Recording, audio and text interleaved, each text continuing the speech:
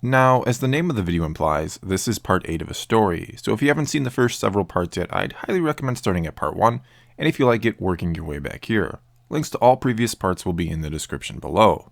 And now, without further ado, let's get back to the story. We once again start on the same lush blue and green world we've been to many times before, where we're on a beach in the middle of the day with the same boy and girl, or mother and father, that we've been following all this time. And we jump into the middle of a conversation and hear the mother say, "We can't keep doing this, not even for the sake of our son. We can't keep letting Ren take these children that are brought here and turning them into his knights." The mother takes the father by the arm, and with a look of fear on her face continues, "What if he really does find a way off this world someday?" The father then lowers his head and says, "This is all my fault. I just wanted to save our son." "I know," the mother says back, "but we still ended up losing him anyway. And now he and the rest of them are becoming something evil. I can feel it." The father raises his head and eyes her keenly for a moment, which causes her to ask, "What is it?" The father then replies, "It's something Ren told me, that he believed you were strong with the Force, very strong, more so than even Master, perhaps." To that, the mother gives a small laugh. "I don't know about that, but I do feel it inside of me, of course, which is why I suppose I was brought here in the first place." She then shrugs and finishes, "Though I don't know if I've ever been all that interested in embracing it." The father thinks for a moment, then says, "Perhaps you should learn to embrace it. Learn to use it so we can stop Ren, get our son back, and free everyone from his evil hold." To that, the mother's expression becomes very troubled, and she looks away as tears begin to well up in her eyes. The father then asks, "What is it? You were just saying how afraid you were that Ren might get off the planet one day, but you're unwilling to fight to stop him? What about our daughter? What if Ren comes for her next?" The mother gives a bit of a shake of the head and says, "It's not her I fear for. She is strong with the Force, and there is a light within her that no darkness could ever eclipse." The mother then moves her hands and places them over her stomach and says, "It is him I fear for." The father begins to say that he doesn't understand, but it all quickly dawns on him and a smile forms on his face as he says, "We're going to have another child." She nods, but instead of joy, she only looks more troubled, and the father asks what's wrong, to which she replies, "He's not our child, not exactly. He's a child of the Force itself." The father gives a gentle smile and says, "You really didn't learn much from Master, did you? We're all children of the Force." But she quickly replies, "Yes, but he's different." "Different how?" the father asks. The mother glances up at the beautiful blue sky above as tears begin to stream down her face, and she says, "He will be all that Ren desires to be, one with the power to reshape the Force itself, to walk the skies from one world to the next, bringing with him either utter chaos or a perfect balance." The mother pauses, looks into the father's eyes, and says, "Ren must never know this child exists." The father gives one solemn nod of the head and says, "We'll stop him. We'll find a way," before he embraces her, and the scene ends. And now we find ourselves focused in on the sleeping face of Mara Jade, before we're taken into a dream or vision she's having, where she's face to face with the masked figure who calls himself Ren, the one she met on the swampy world. And to her, Ren is saying, "You will bring the grandson of the Skywalker to me, and when you do, you shall know power like you could never imagine, and by my side, you shall watch as I reshape the very galaxy." Mara's eyes then flare open, and she sits up and finds herself on a beach with a beautiful blue sky overhead. After looking around in confusion for a few moments, she hears the angry roars of some type of large creature off in the distance, and amongst those roars is the familiar hum of a lightsaber being swung. Mara then springs to her feet and dashes off into the nearby woods, and as we watch her run through the thick underbrush, the sounds from the creature and from the lightsaber get louder, until she enters a large clearing, where a towering four-legged creature with some type of spiked shell upon its back is attacking a man wielding a green lightsaber, who seems to be defending a young boy, maybe around the age of 9 or so. And though the creature looks awkward and bulky, it moves with surprising speed and agility, and the lightsaber wielded by the man, who is of course Luke Skywalker, doesn't seem to be able to penetrate the creature's tough skin. We then hear Luke yell at the boy, who's of course Ben Solo, telling him to run and hide in the forest while he'll fend it off. And almost immediately, Ben does as he's told. The creature, however, again moving deceptively fast, uses its head to swat Luke out of the way before starting to charge after the running boy. That's when we focus back on Mara Jade and see her frown and hear her sigh before taking off after the creature, using the Force to augment her running speed. And once she's upon it, which takes only a few seconds, she uses the Force to jump onto the shell on its back before immediately jumping once more and all in one fluent motion, flipping in the air, igniting her red lightsaber, and driving it down into the skull of the creature as she lands, causing the huge shelled beast to instantly stop and crumble to the ground dead. That's when we see Luke getting to his feet and trying to regain his wits about him, looking back and forth between the dead creature and the woman now standing next to it with a red lightsaber ignited in her hand. And after taking one more deep breath, Luke says to her, "I owe you my thanks." He then glances down at her lightsaber and continues, "I don't think you're going to need that anymore. I'm not sensing any more creatures around, unless you saved me, only to now kill me." Mara seems to give it some thought, then deactivates the saber. Luke then says, "Again, I thank you, and now I think introductions are in order." "I know who you are," Mara quickly says. "The entire galaxy knows who you are."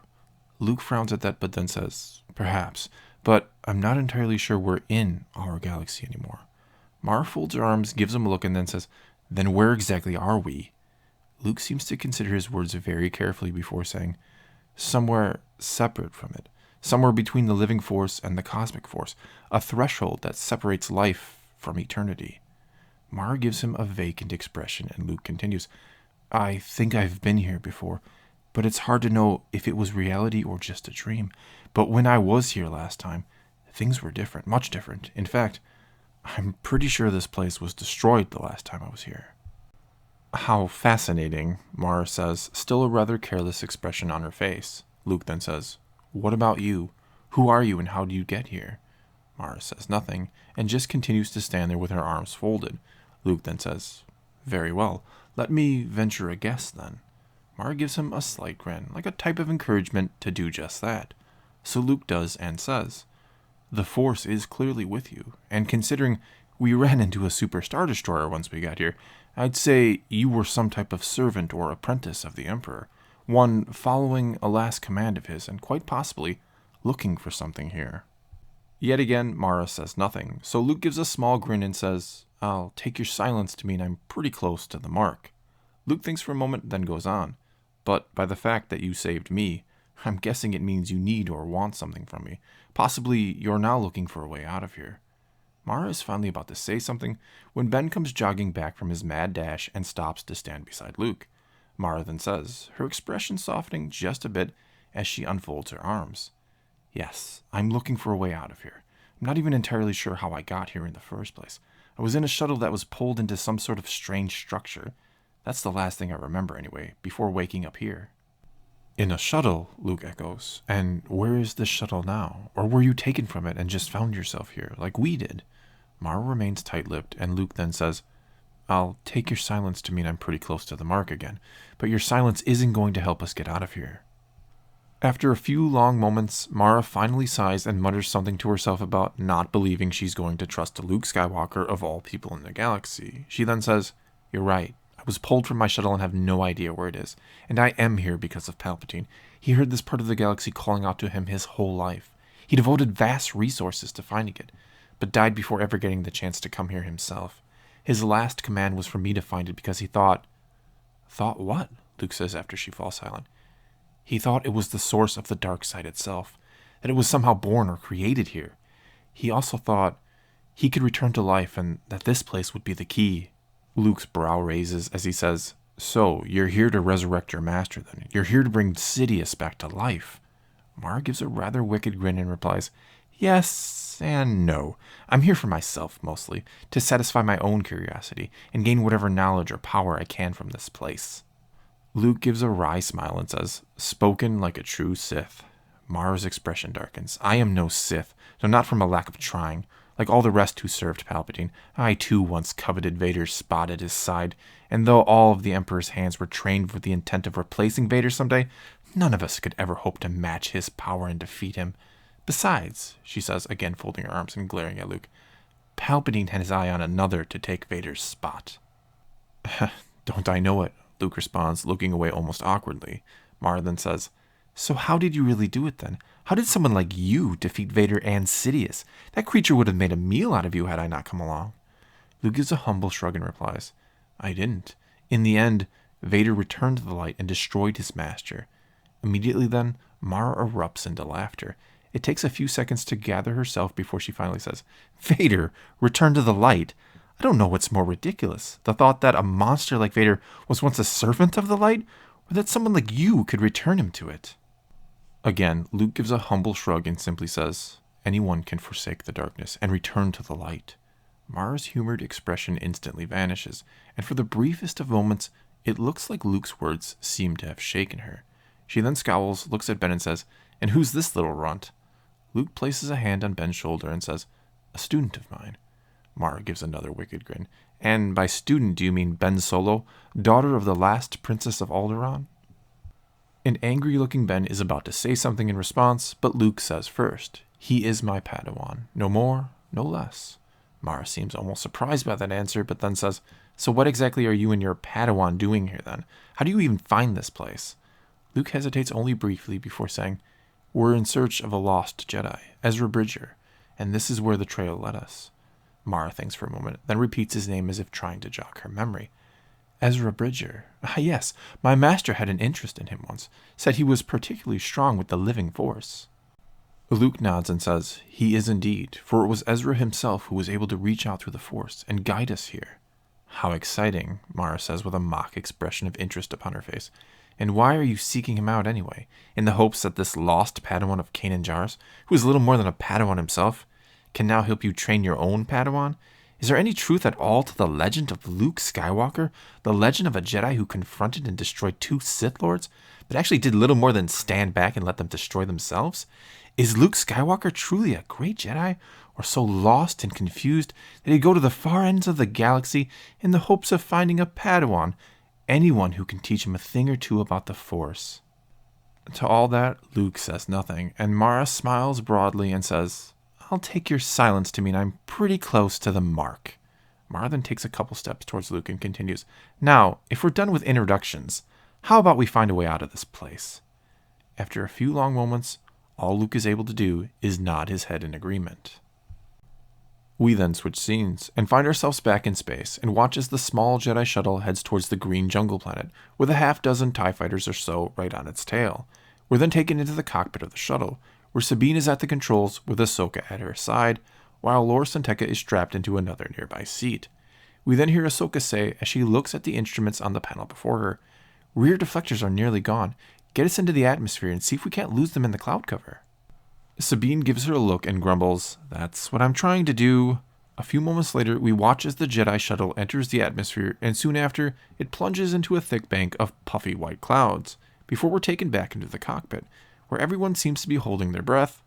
And finally, after several seconds of no laser fire hitting their ship, Lor San Tekka speaks up and says, "It seems to have worked."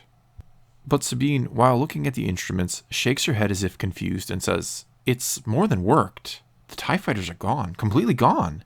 She then takes her hands off the controls and continues, "And I'm not in control of the ship anymore. Something has us, almost like a tractor beam, but I'm not picking up anything to indicate one." Ahsoka then shuts her eyes, concentrates for a moment, and says, "Ezra is guiding us to him." Sabine's face lights up. "He is? Are you sensing him?" Ahsoka opens her eyes, gives a sheepish grin, and says, "No, but I sure hope it's him guiding us." We then watch as the ship skims across the surface of the jungle planet for some time, before landing in a clearing near the entrance to a cave. Soon enough, the ramp to the ship is lowering, and we hear Sabine and Ahsoka telling Lor San Tekka to stay with the ship, which he agrees to do. Then we watch as Sabine and Ahsoka cautiously approach the cave, and hear Sabine say, "Are you sensing him?" Ahsoka again concentrates for a moment, then says, "I'm sensing something, but I'm not sure exactly what it is." She thinks a bit more, then continues, "The whole way here, I was able to feel Ezra, to connect with him through the living force. But now, there's nothing." Sabine, looking worried, asks, "What do you think it means?" "I don't know," Ahsoka responds, "but don't let your guard down." Moments later, as the two reach the entrance to the cave, they both come to a halt when they hear a voice that seems to come from just within the cave, though they can't see anything. And that voice says, "Sabine. Sabine, is that you? Is it really you?" Sabine's eyes go wide, and she mutters, "Ezra," before running off towards the cave. But in the next instant, Ahsoka's eyes too go wide, but not out of excitement, but instead out of fear. She then takes a hold of Anakin's old blue lightsaber, the one Luke gave her, and ignites it and springs forward. and manages to get to Sabine just in time to block a vicious attack from a red-bladed lightsaber that would have cut her in half. A lightsaber that has just sprung to life and illuminated the cave just enough so that we can see the one wielding it, and it appears to be none other than Ezra Bridger himself. And from him erupts a nearly mad, cackling laugh. And that is where this part ends. Well, that's all I've got for you this time, and now I'd like to once again take a moment to thank all the names you see on your screen right now who have been contributing their artwork throughout the course of this series, before asking what you thought of this part of the story and what you think might happen next. So leave a comment below and let's talk some Star Wars. And until next time, thanks for watching.